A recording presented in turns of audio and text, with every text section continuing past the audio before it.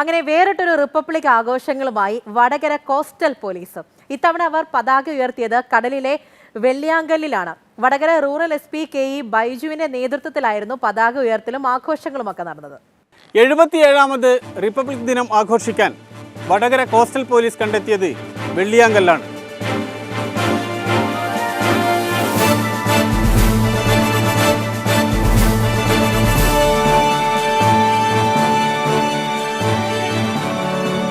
പ്രകൃതി സൗന്ദര്യം കനിഞ്ഞനുഗ്രഹിച്ച വെള്ളിയാങ്കല്ല്.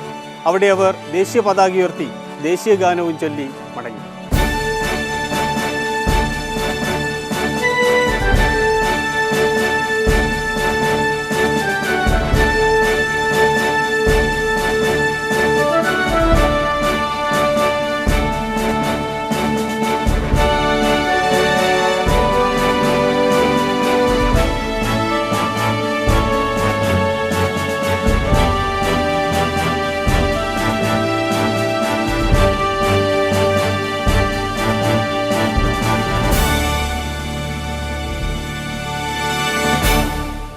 തീരദേശം വഴിയുള്ള തീവ്രവാദ പ്രവർത്തനങ്ങൾ വർദ്ധിച്ചു വരുന്ന സാഹചര്യത്തിൽ കൂടിയാണ് വെള്ളിയാങ്കല്ലിലെ റിപ്പബ്ലിക് ദിന ആഘോഷം.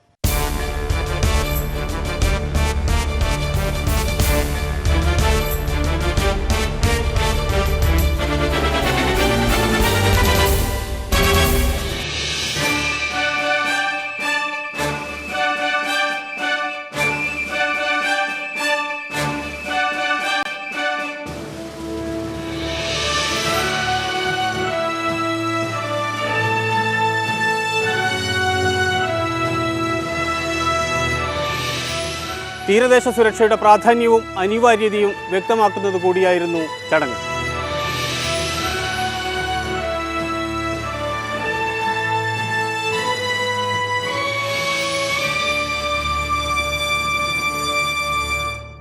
CK വിജയനാണ് നമ്മുടെ കൂടെയുള്ളത്. CK, അപ്പോൾ ആ ഒരു മനോഹരമായ പ്രദേശം, അതോടൊപ്പം തന്നെ പ്രധാനപ്പെട്ട ഒരു ഇടം കൂടിയാണ്. അതിന് പിന്നിൽ വലിയൊരു സന്ദേശവും ഒളിഞ്ഞിരിക്കുന്നുണ്ട്. അങ്ങനെയാണ് ഇത്തവണ അവർ റിപ്പബ്ലിക് ദിനാഘോഷം വേറിട്ടതാക്കിയതും മനോഹരമായിട്ടുണ്ടായിരുന്നു. അതോടൊപ്പം തന്നെ വലിയ സന്ദേശം. അപ്പോൾ എന്തുകൊണ്ട് വെള്ളിയാങ്കല്ല് എന്നുള്ള ചോദ്യത്തിന് കൃത്യമായിട്ടൊരു ഉത്തരം കൂടിയുണ്ട് അവിടെ. ശരിക്കും വെള്ളിയാങ്കല്ലിലാണ് ഈ കോസ്റ്റ് ഗാർഡും കോസ്റ്റൽ പോലീസും ലോക്കൽ പോലീസെല്ലാം ചേർന്ന് വലിയ രീതിയിലുള്ള റിപ്പബ്ലിക് ദിനം ആഘോഷം നടത്തിയത്. അത് നമ്മൾ ഈ ദൃശ്യങ്ങൾ തന്നെ വ്യക്തമാക്കും. എന്ത് മനോഹരമാണ് ആ ദൃശ്യങ്ങൾ എന്ന് നോക്കുക. യഥാർത്ഥത്തിൽ ഇതിന് ചരിത്രപരമായും അല്ലെങ്കിൽ സാമൂഹിക സാംസ്കാരികമായൊക്കെ ഈ വെള്ളിയാങ്കല്ലിന് വലിയ രീതിയിലുള്ള പ്രസക്തിയുണ്ട്, പ്രാധാന്യമുണ്ട്. കാരണം ഈ പോർച്ചുഗീസുകാരുമായുള്ള യുദ്ധത്തിന് ഒളിത്താവളമായി ഈ മലബാറിലുണ്ടായിരുന്ന പ്രത്യേകിച്ച് സാമൂതിരി, അതോടൊപ്പം തന്നെ കുഞ്ഞാലിമരക്കാർ എല്ലാം തന്നെ താവളമാക്കി ഉപയോഗിച്ചിരുന്നത് ഇത്തരത്തിലുള്ള ഈ വെള്ളിയാങ്കല്ലാണ്. കാരണം ഇത് കടലിൻ്റെ അകത്ത് ഏതാണ്ട് കുറേ ഭാഗത്തേക്ക് മുന്നിലാണുള്ളത്. ഒരു തുറമുഖമൊക്കെ പോലെ തന്നെ നമുക്ക് കാണാവുന്ന രീതിയിൽ കടലിൻ്റെ ആഴങ്ങളിലേക്ക് അത് എത്തുന്നുണ്ട്. അവിടെ ഒളിച്ചിരുന്നു അതിന് സമാനമായ കൂറ്റൻ പാറകളാണ്. ആ ദൃശ്യങ്ങൾ നോക്കിയാൽ നമുക്ക് മനസ്സിലാകും. അതിൻ്റെ ഇപ്പുറത്തെ ഭാഗത്ത് ഒളിച്ചിരുന്നു കഴിഞ്ഞാൽ കടലിൽ നിന്ന് വരുന്ന ആക്രമികളെ അല്ലെങ്കിൽ ബോട്ടുകളെ, കപ്പലുകളെല്ലാം തന്നെ കാണുകയും ആ രീതിയിൽ തിരിച്ചാക്രമിച്ച് നശിപ്പിക്കാനും കഴിയും. അവർക്ക് തിരിച്ചിങ്ങോട്ട് കാണുകയും ചെയ്യില്ല.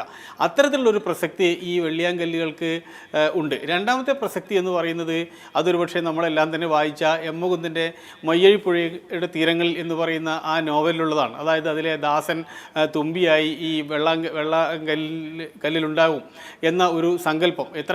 ഇത് ജനിക്കുന്നതിന് മുൻപ് നീ എവിടെയാണ് ഉള്ളത് എന്ന ചോദ്യത്തിന് കൊച്ചുമകളോട് പറയുന്ന ഉത്തരം അന്ന് ഈ വെള്ളിയാങ്കല്ലിൽ എന്നാണ്. അങ്ങനെ ഒരുപാട് പ്രത്യേക രീതിയിലുള്ള അതിന്റെ സൗന്ദര്യവും പല രീതിയിൽ. അപ്പോൾ ഈ പറഞ്ഞതുപോലെ തന്നെ ആഘോഷമൊന്ന് വേറിട്ടതാക്കാം എന്ന് വിചാരിച്ചുകൊണ്ട് ഒരു സ്ഥലത്ത് ചെല്ലുന്നു, അവിടെ പതാക ഉയർത്തുന്നു, അത് മനോഹരമാകുന്നു. അങ്ങനെയല്ല, ചരിത്രപരമായ തന്ത്രപ്രധാനമായ ഇപ്പോൾ നമ്മൾ പറഞ്ഞതുപോലെ അക്ഷരങ്ങളുമായി ബന്ധപ്പെട്ടൊക്കെ ഒരുപാട് പ്രത്യേകതകൾ നിറഞ്ഞു നിൽക്കുന്ന ഒരു സ്ഥലം കൂടിയാണ്.